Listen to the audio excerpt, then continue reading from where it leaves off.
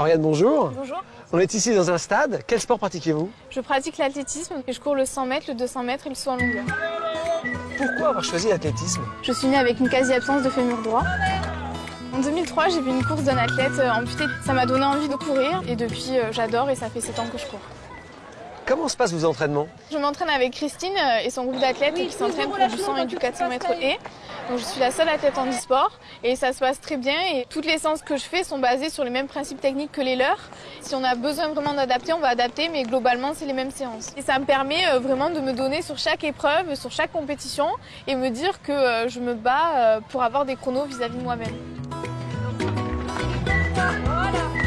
En revanche, il y a quelque chose qui n'est pas simple, c'est de poursuivre ses études, et vous faites médecine, avec la compétition de haut niveau. C'est une hygiène de vie au quotidien, c'est des sacrifices qu'on fait toute l'année pour réussir les partiels et puis pour avoir les performances qu'on attend. Après, la joie qu'on a en fin d'année en voyant qu'on passe en année supérieure et puis voir que les compétitions ça va, qu'on décroche les sélections qu'on voulait, c'est beau, donc je me donne à fond pour tout réussir. Parlez-nous de votre prothèse. C'est pas celle que vous avez tous les jours, c'est celle qui sert à faire le sport. Oui, c'est ça. J'ai une prothèse de ville, donc le principal intérêt c'est l'esthétique et la fonctionnalité au quotidien, tandis que la prothèse d'athlétisme ici, le principal souci c'est la performance.